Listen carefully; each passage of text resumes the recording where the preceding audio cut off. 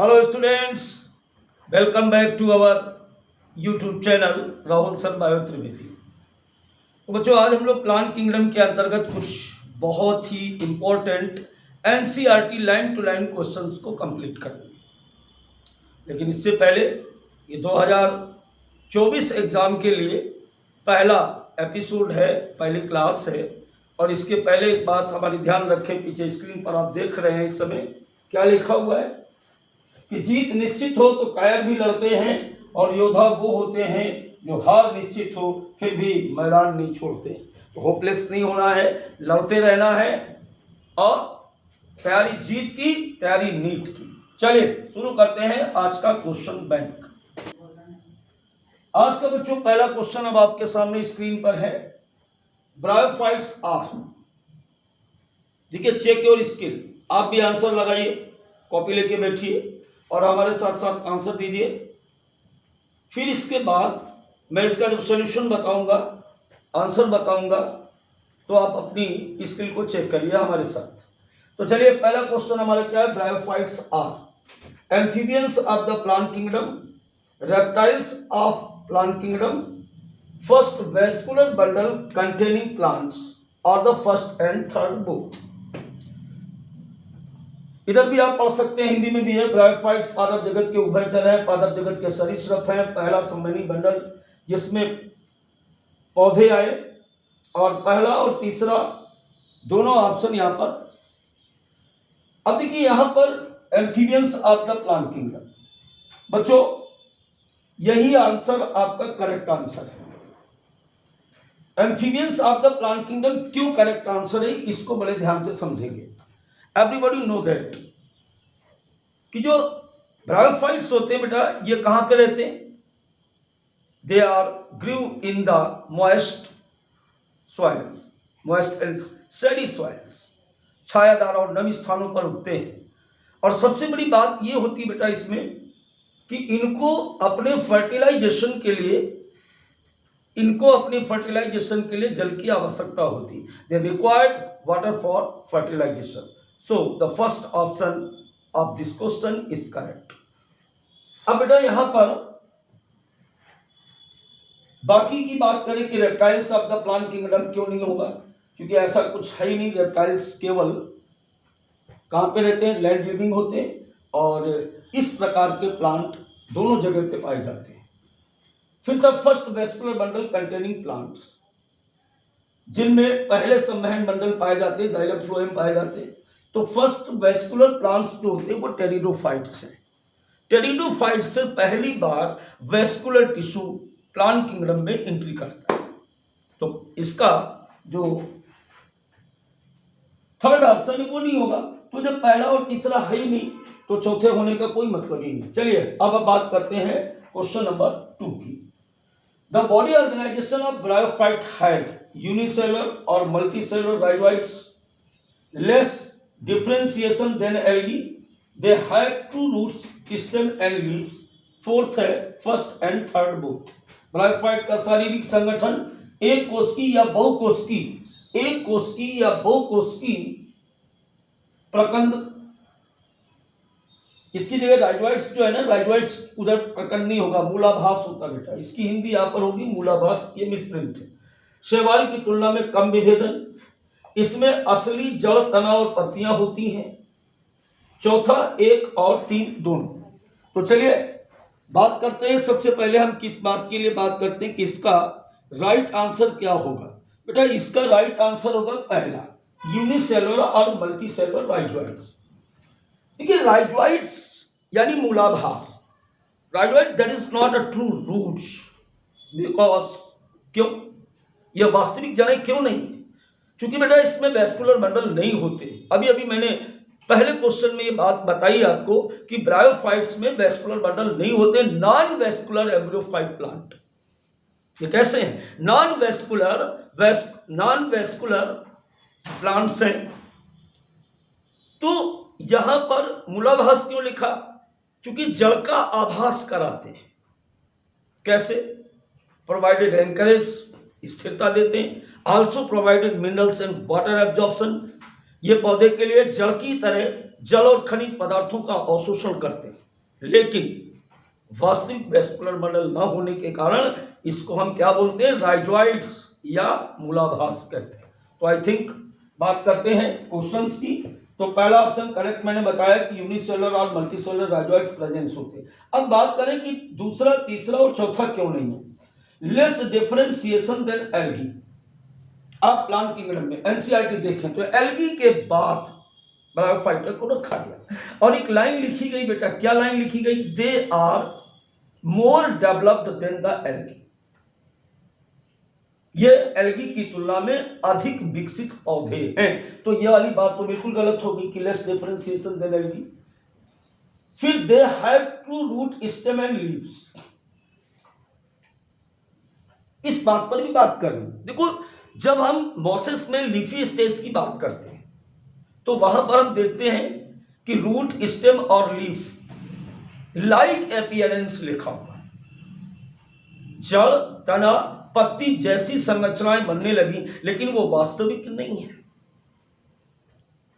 तो बेटा आपका ये वाला जो दूसरा है they have two roots stem and leaf, ये भी बेटा गलत होता है।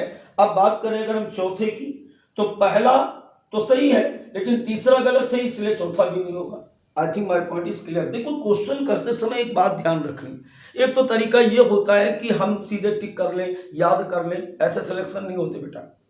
जब तक हम चारों ऑप्शन के बारे में डिस्कशन नहीं करेंगे, जब तक आपका माइनस लगना बंद नहीं होगा। तो चलिए बात करते हैं आज के अगले क्वेश्चंस की।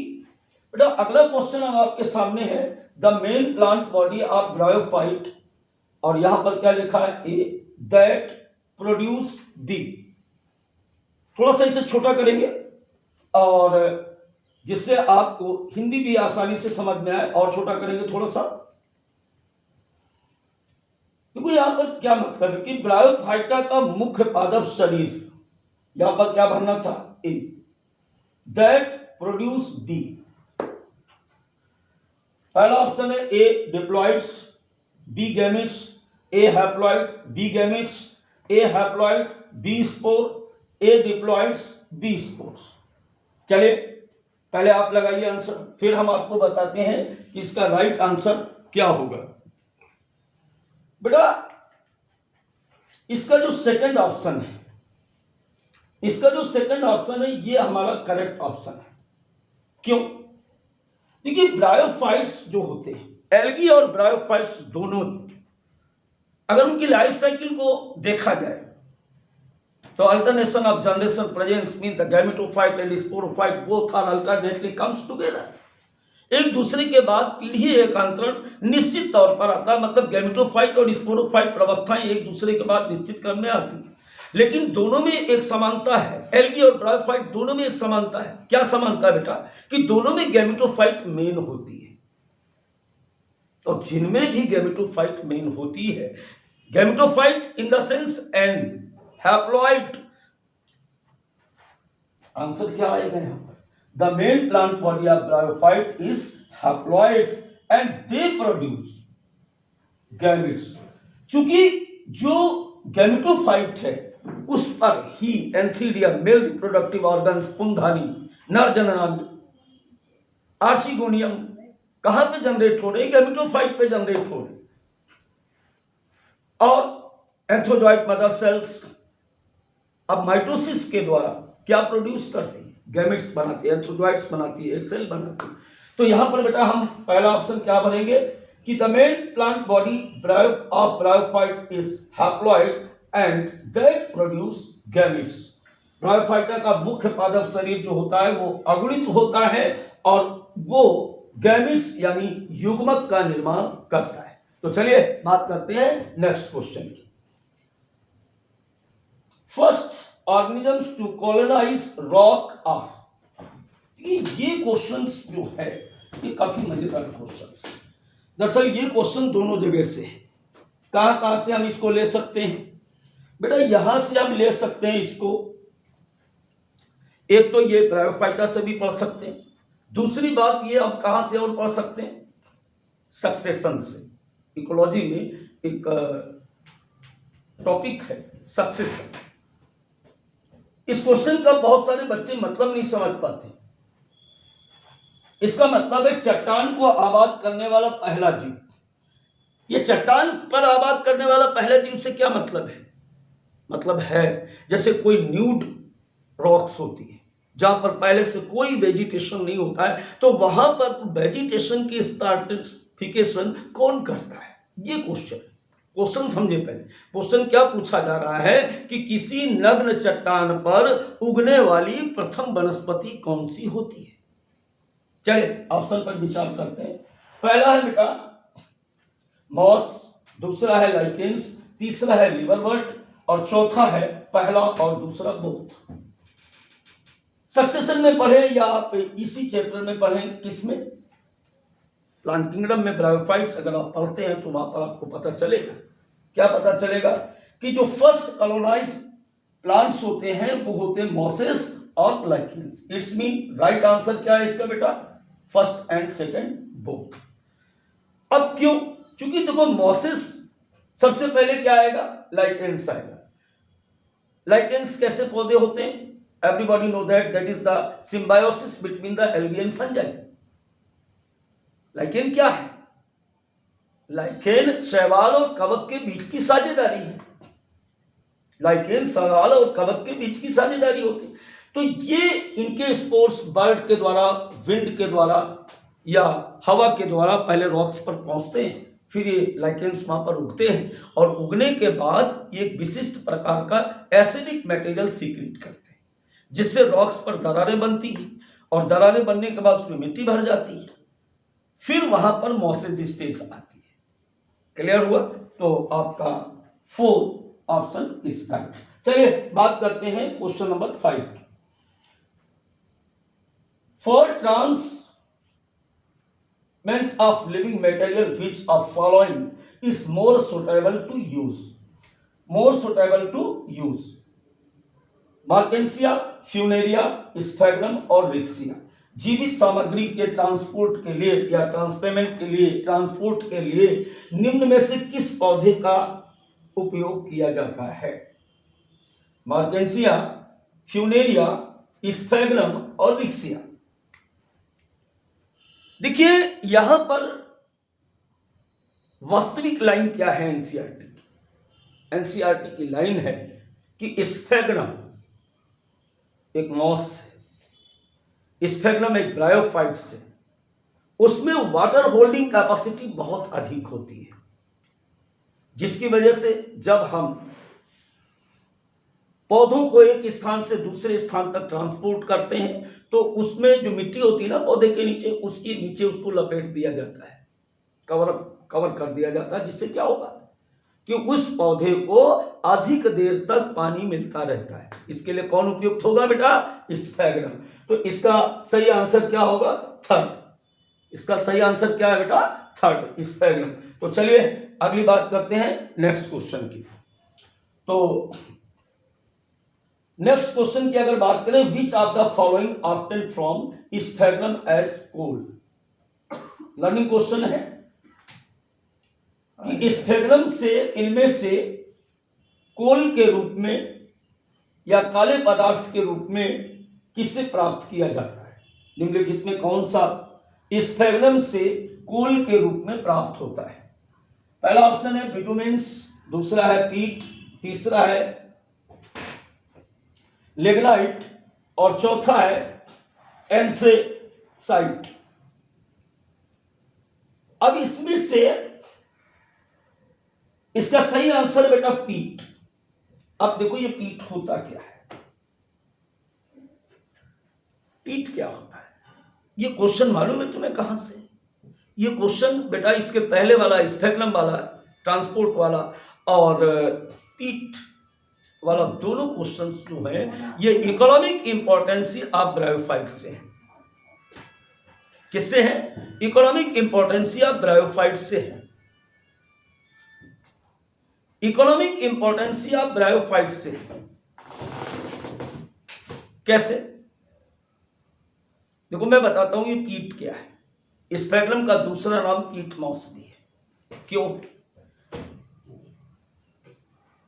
जो स्फेग्रम होते हैं उगते हैं, मिट्टी में दब जाते हैं और कई वर्षों के बाद, मतलब ये कह सकते हो कि हजारों साल बाद, ये नीचे सड़ करके एक काले रंग की रचना में बदल जाते हैं, जिससे हम कहते हैं पीट।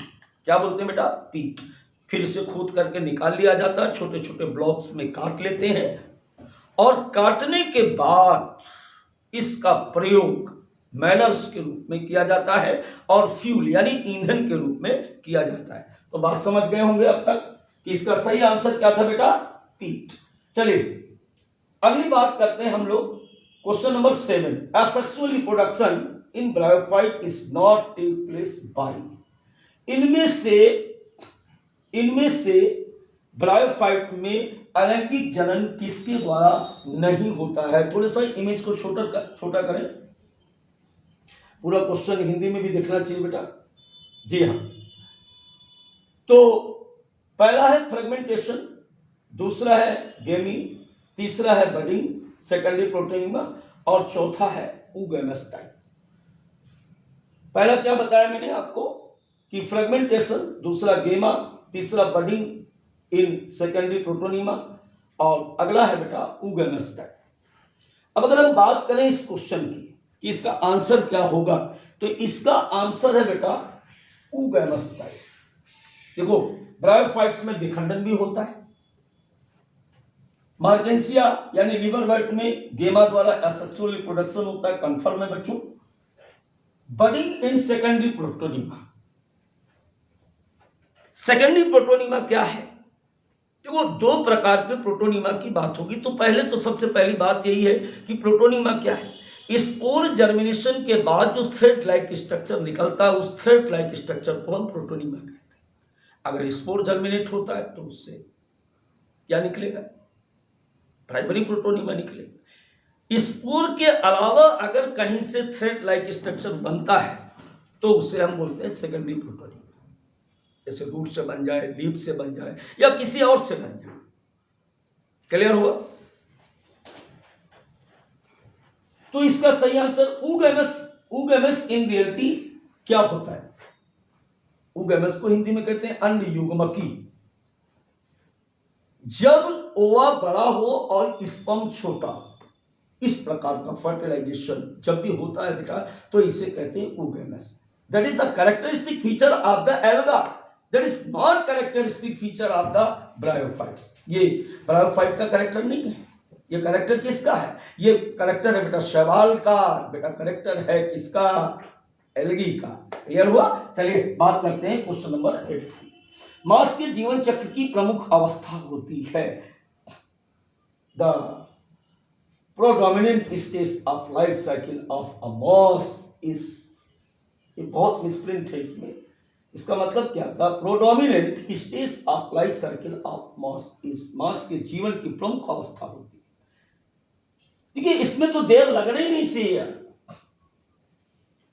क्यों नहीं लगनी चाहिए? जीवन की प्रमुख अवस्था पूछी जा रही है। सही आंसर क्या होगा इसका? इसका सही आंसर होना चाहिए बेटा गैमेटोफाइट। क्यों गैमेटोफाइट होना चाहिए? मॉस कोई अलग थोड़ी है। मॉस कौन है? Is the member of Musci, और मसाई क्या है? Class of bryophytes.